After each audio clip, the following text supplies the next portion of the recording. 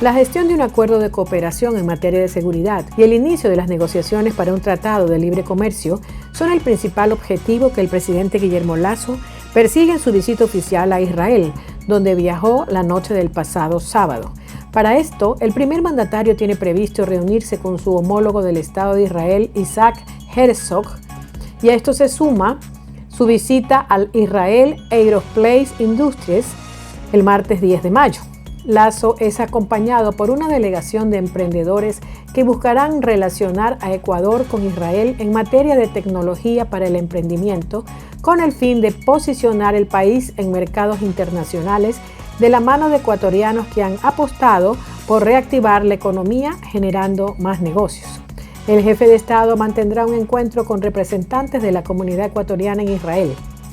Junto a su comitiva, prevén alcanzar un memorándum de entendimiento que dé inicio a las negociaciones para un tratado de libre comercio con Israel y lo que está previsto para el miércoles 11 de mayo, día en el que también se han preparado la exposición de ciberseguridad y defensa y un encuentro con el Ministerio de Relaciones Exteriores de Israel.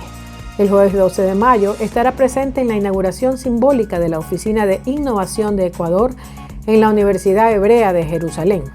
En este acto participará una delegación de empresarios y emprendedores de la Alianza para el Emprendimiento e Innovación y de la Cámara de Innovación y Comercio Ecuatoriano israelí.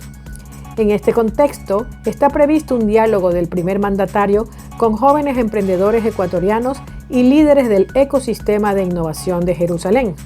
Finalmente, se realizará el Ecuador Open for Business en el Startup National Center en Tel Aviv, donde está prevista la participación del presidente Guillermo Lasso en diferentes paneles y espacios de diálogo con expertos del ecosistema tecnológico y de innovación israelí. Para el próximo miércoles 11 de mayo a las 10 de la mañana, fue convocada la fiscal general del Estado, Diana Salazar, para que comparezca ante la Comisión de Transparencia, Participación Ciudadana y Control Social de la Asamblea Nacional, al fin de que explique los fundamentos que llevaron a notificar a 93 asambleístas de una investigación previa solicitada por la Presidencia del Parlamento, liderada por Guadalupe Llori. La solicitud de comparecencia la formuló el legislador Ronnie Arteaga para que informe el contenido de un oficio ingresado por gestión documental de la Asamblea Nacional sobre la notificación de inicio de una investigación previa. El pasado 6 de mayo, la Fiscalía notificó a 93 asambleístas de que inició una investigación previa para determinar si incumplieron las medidas cautelares a favor de Guadalupe Llori, presidenta de la Asamblea del Ecuador, cuando se modificó el orden del día del 26 de abril para integrar la Comisión Pluripartidista ad hoc con el propósito de procesar una denuncia en contra de Llori planteada por el asambleísta Esteban Torres. El presidente de la Comisión de Transparencia, Ferdinand Álvarez, explicó que la fiscal del Estado exclusivamente tiene que responder cómo es que generó la investigación previa a los 93 asambleístas y sobre las competencias que tienen los legisladores en el control político. Dijo que se quiere conocer los fundamentos que llevaron a la principal autoridad de fiscalía a iniciar una investigación a los asambleístas que ejercieron sus atribuciones. El Servicio Nacional de Atención Integral a Personas Adultas Privadas de la Libertad y Adolescentes Infractores informa que la madrugada de este lunes 9 de mayo hubo nuevas alteraciones del orden en el Centro Penitenciario número 1 de Santo Domingo. 20 internos fallecidos en el balance hasta este momento a las 11:47 del lunes 9 de mayo, tras amotinamiento en la cárcel regional de Santo Domingo. Así lo confirmaron el presidente de la República, Guillermo Lasso. Entre las acciones dispuestas está el identificar cabecillas y trasladarlos a La Roca, así lo informó el ministro del Interior, Patricio Carrillo. Carrillo emitió declaraciones pasadas las 9 de la mañana que confirmó los primeros resultados tras el amotinamiento ocurrido entre las 2:30 y las 3 de este lunes pasado. Al momento, efectivos de la Policía Nacional ya ingresaron a los pabellones de mediana y mínima seguridad en la cárcel y están tomando acciones operativas en los de máxima seguridad, añadió. La situación aún no está controlada, pero 40 internos fueron recapturados. Fausto Salinas, comandante general de la policía, confirmó en una entrevista que hubo intentos de fuga. Sin embargo, se logró recapturar a 40 personas privadas de la libertad. Explicó que se está completando la capacidad operativa táctica para recuperar el control del centro carcelario. Las alteraciones se originaron a causa de un reo, señaló. Es una persona que estaba detenida en la cárcel de La Roca por un habeas corpus, fue obligada a ser trasladada a otra cárcel, en este caso la de Santo Domingo. Salinas refirió que se trata del PPL Anchundia, que estuvo en la cárcel de Turi y fue trasladado en avión a La Roca y finalmente a Santo Domingo. Es del grupo R7 que entró en pugna con el grupo delincuencial de Los Lobos, apuntó. El presidente de la Corte Constitucional, Ali Lozada, convocó a la audiencia pública por las controversias derivadas de las reformas a la Ley de Educación Intercultural que incluyeron la equiparación salarial a los docentes. Así se conoció este domingo 8 de mayo pasado. La diligencia se dará este jueves 12 de mayo a las 9:30. Al respecto, a este organismo le corresponde resolver dos causas. Una tiene que ver con el control requerido por la Asamblea a la objeción total por razones de inconstitucionalidad que fue presentada por el presidente Guillermo Lasso el 14 de abril pasado. La segunda causa corresponde a dos acciones públicas de inconstitucionalidad presentadas por el Instituto Ecuatoriano de Seguridad Social y un ciudadano particular contra varios artículos de este proyecto para un régimen de jubilación especial a los docentes. En ambos casos, los argumentos del Ejecutivo y del IES apuntan que la Asamblea aprobó esta reforma sin que existan los fondos para su financiamiento.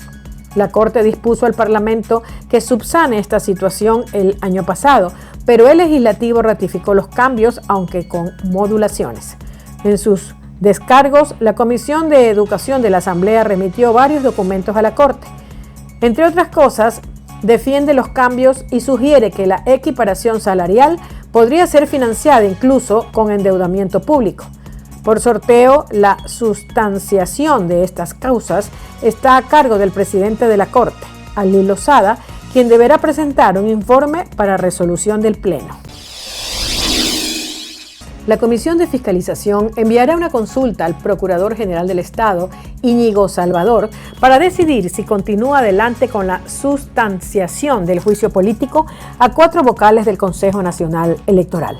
La resolución se aprobó por unanimidad este sábado pasado, 7 de mayo, después de que los comisionados conocieran la solicitud de interpretación por supuesto incumplimiento de funciones, que fue presentada por Joel Abad y Mario Ruiz, asambleístas de Pachacutic.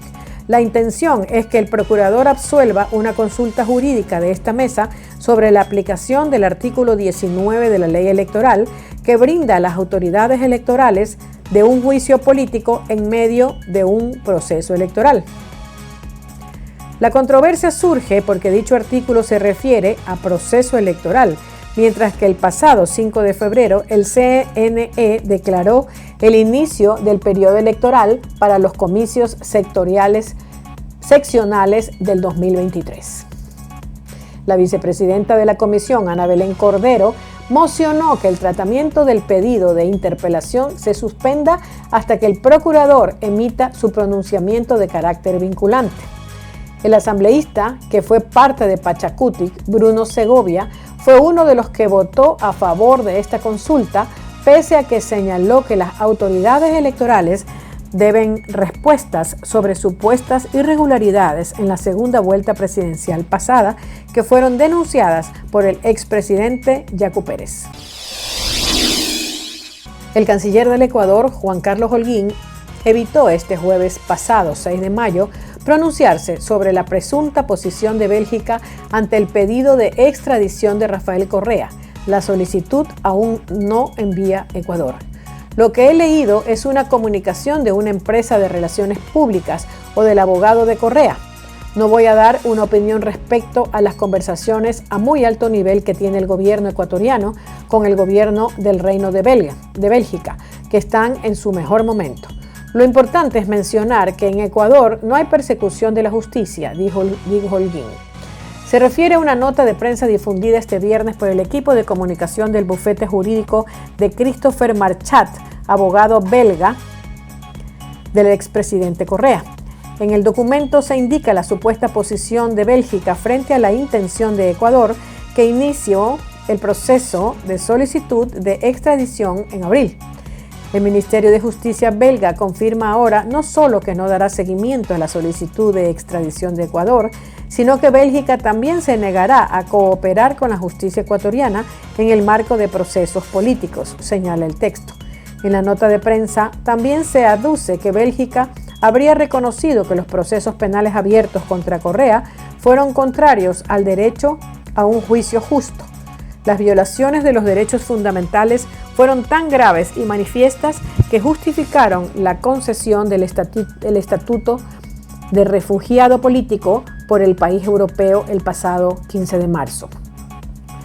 El canciller ratificó que todo ciudadano requerido por la justicia ecuatoriana ha tenido su derecho al debido proceso, y más aún en el gobierno del presidente Guillermo Lasso, donde no se han dado otros casos, son de gobiernos anteriores, por lo que insistió en que no hay tal persecución.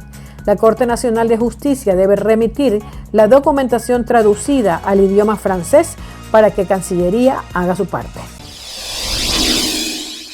El asambleísta Rodrigo Collaguazo fue atacado con un arma traumática, es decir, con un arma no letal que utilizan balas de goma. La policía confirmó el hecho a esta información, pues el ataque ocurrió la madrugada de este domingo pasado, 8 de mayo, en el sector Guamaní, en el sur de Quito. Según los primeros reportes, el ex legislador por Alianza País estaba en la casa de un familiar festejando el Día de la Madre. Al terminar el evento, Collaguazo regresó a su domicilio, aproximadamente 2 de la mañana. En el video de una cámara de seguridad del sector se observa que antes de llegar a su casa, el ex parlamentario fue interceptado por 2 personas a bordo de una moto. Uno de los sospechosos le apuntó con el arma. Según informes preliminares, recibió 4 impactos de bala. Collaguazo fue trasladado a un hospital del sur de la capital. Tras una revisión médica, los galenos le dieron el alta, pues consideraron que se encontraba fuera de peligro. Actualmente guarda reposo en su casa. Según la policía, las armas traumáticas provocan heridas superficiales y no mortales. El Ministerio del Interior también confirmó este ataque. Esa cartera de Estado indicó que la policía está tomando procedimientos. El objetivo es esclarecer lo ocurrido. Un tramo de la calle Chaguar en la parroquia San Antonio de Pichincha quedó convertido en un gran socavón. Ese fue el resultado de la intensa lluvia por granizo que cayó durante la tarde del sábado pasado 7 de mayo en el norte de Quito. En el orificio se observa la tubería rota, que es parte del alcantarillado de la zona. Por ella sale gran cantidad de agua que por la fuerza provocó que se abra la calle. Adoquines y pedazos de pavimento negro permanecieron alrededor del socavón la mañana de este domingo 8 de mayo. La fuerza con la que el agua colapsó el sistema de alcantarillado se nota por toda la calle, que luce levantada incluso algunos metros después del socavón. Personal de la empresa pública metropolitana de agua potable y saneamiento realiza trabajos en el lugar. El tránsito vehicular se cerró, por lo que los moradores de la zona cruzan a pie mirando con asombro el gran hueco en el que quedó convertida la vía. María Fernanda Villavicencio, jefe de la Unidad de Operaciones y Alcantarillado de la EMAPAP, dijo que la causa de los daños es la fuerte lluvia de la tarde y noche del sábado. La funcionaria explicó que se encuentran realizando una evaluación en la zona para obtener un diagnóstico de los daños. El trabajo se realizará durante todo este domingo pasado, por lo que la empresa todavía no cuenta con detalles sobre la intervención que será necesaria en el lugar. Tampoco sobre el tiempo que esta tomaría, dijo la señora Villavicencio. Por lo que se puede observar en primera instancia, señaló que hará falta una rehabilitación del sistema de alcantarillado, ya que hay un tramo que está fallando. El sistema trabajó a presión y aquí hay unas galerías que vienen posiblemente de unos ojos de agua dentro de la parroquia. Por eso sale el agua y este pudo haber sido el problema por el que se rompió la red de alcantarillado, dijo la técnica. La especialista recordó que el diagnóstico definitivo se tendrá luego de la evaluación de este domingo. La madre y el padrastro de Eliana, de 5 años, fueron procesados por el presunto delito de femicidio al estar vinculados con la muerte de la pequeña. Él en calidad de autor directo y su progenitora por no garantizar la vida de la menor. La niña falleció la noche del viernes 6 de mayo pasado en el Subcentro de Salud Virgen del Milagro a consecuencia de las agresiones físicas que había recibido de su padrastro en casa. Tenía lesiones recientes en diferentes partes del cuerpo, según la información expuesta en la audiencia de formulación de cargos. En esta diligencia se dio a conocer también que sus padres consumían drogas dentro de la vivienda. Leonardo Amoroso, fiscal de Azuay, comentó que la menor presentaba golpes a la altura de las mejillas y en la región del tórax anterior y posterior, así como hematomas en las piernas que habían sido causados 2 o 3 días antes de su muerte. A estas huellas de violencia se sumaron hematomas en el cuello, detallados en el informe de autopsia. Ahí se concluyó que la pequeña murió por sofocación manual, una asfixia mecánica. Por ello, en el subcentro de salud no lograron reanimarla. Por parte de las investigaciones, la policía y fiscalía allanaron la vivienda de la familia de Eliana y encontraron algunos indicios de la vida que llevaban los padres: colillas de cigarrillos, una manzana que era usada como pipa para fumar marihuana y varias fundas con residuos de cocaína. El padrastro registra, según información de la fiscalía, una denuncia por agresión a un niño de 7 años, lo que podía considerarse como un agravante en el momento de su juzgamiento. Ante estos antecedentes y pruebas recabadas, la fiscal Rocío Polo acusó al padrastro como autor directo del presunto femicidio de la pequeña y a la madre por comisión dolosa. Tras la audiencia de formulación de cargos, el juez determinó que el padrastro sea privado de su libertad en la cárcel de Turi, mientras que su madre, identificada como Carla, recibió medidas sustitutivas como presentación periódica y prohibición de salida del país.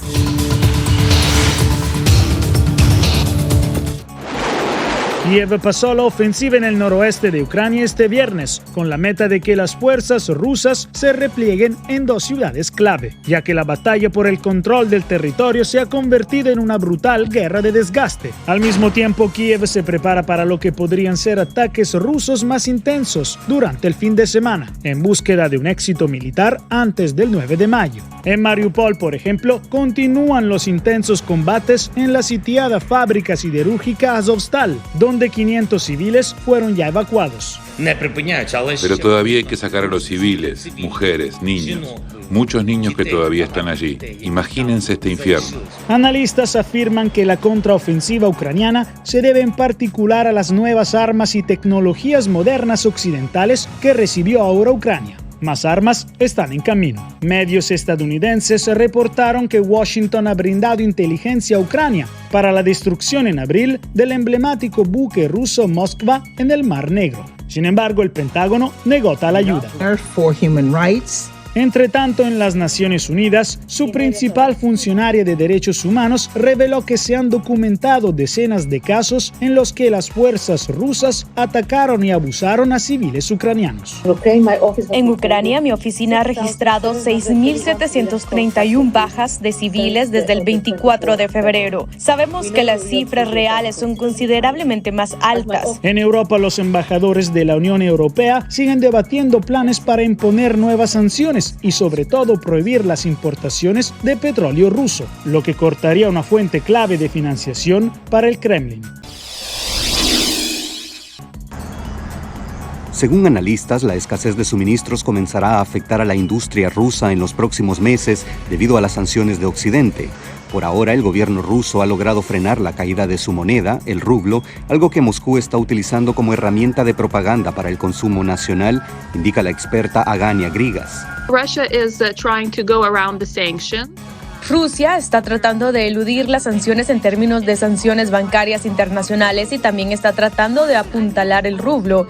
Aparte de eso, creo que también es un esfuerzo por mostrarle al público nacional ruso que todavía Vladimir Putin tiene el control, que puede hacer el rublo una moneda deseable, porque recordemos, el rublo cayó dramáticamente.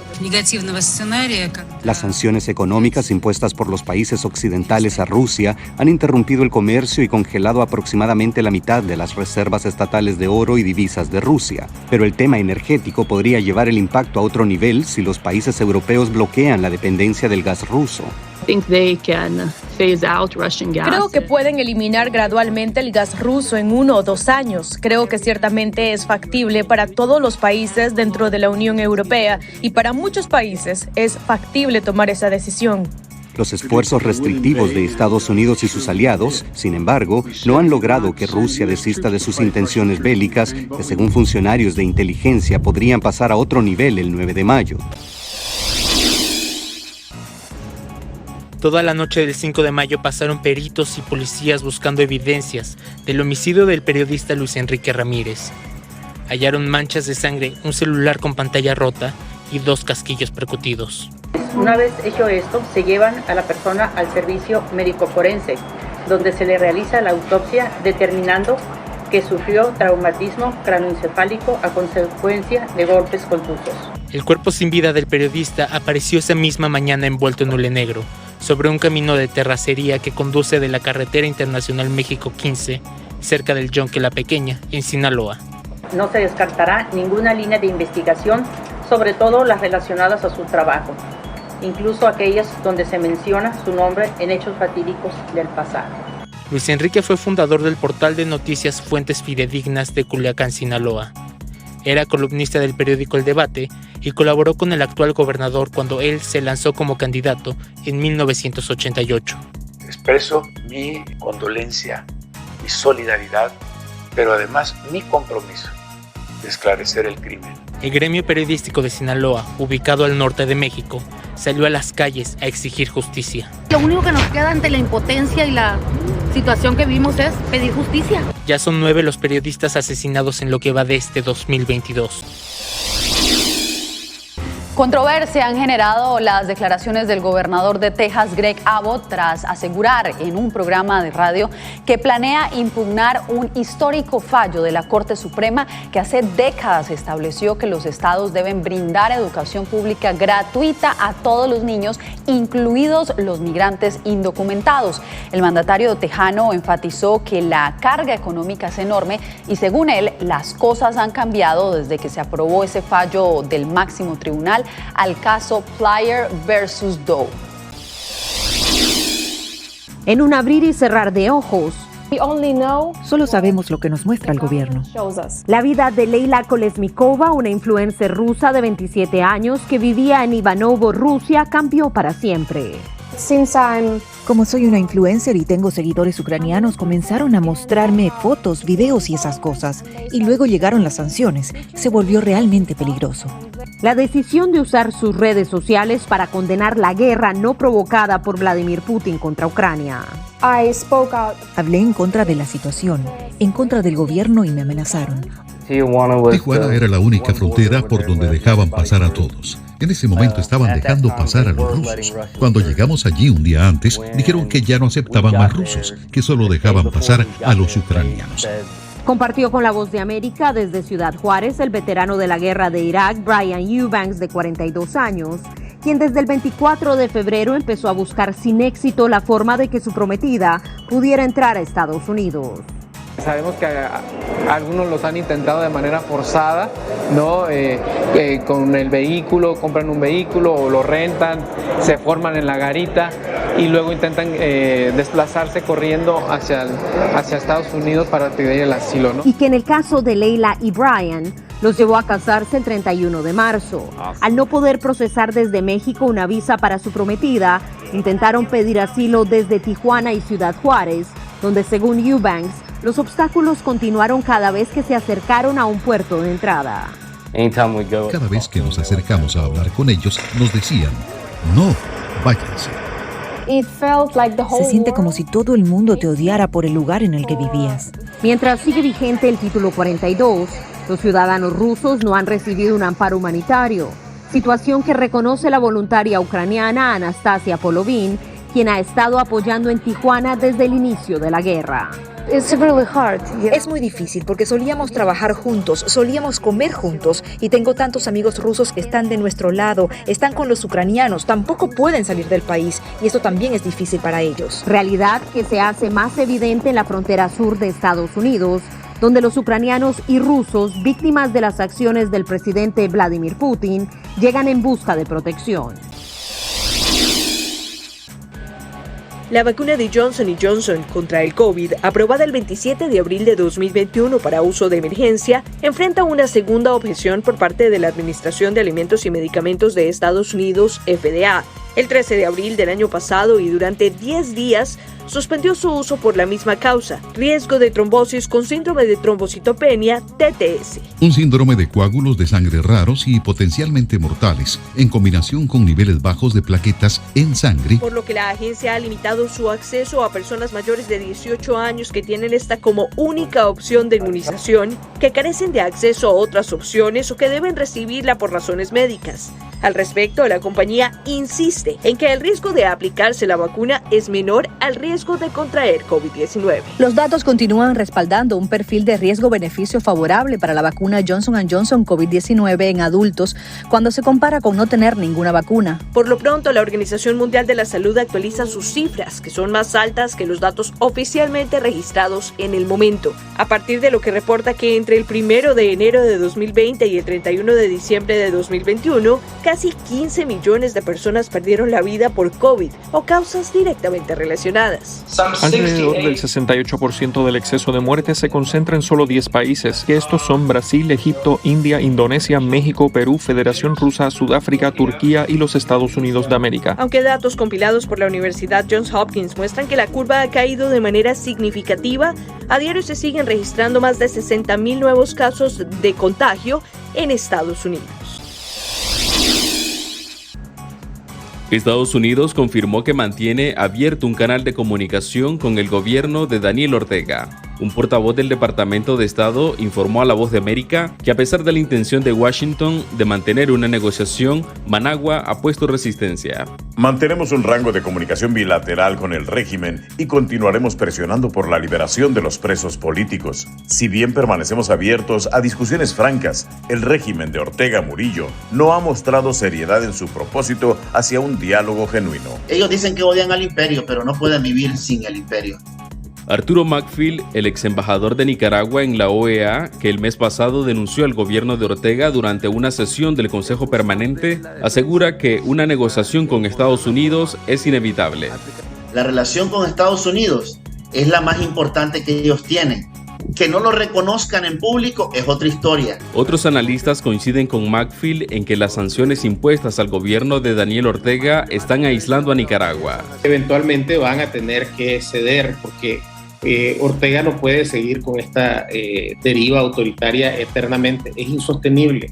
El gobierno nicaragüense sigue sin pronunciarse sobre la publicación del periódico The New York Times, el cual reveló que Laureano Ortega, hijo del mandatario nicaragüense, propuso a Estados Unidos liberar a los presos políticos a cambio de que levanten las sanciones.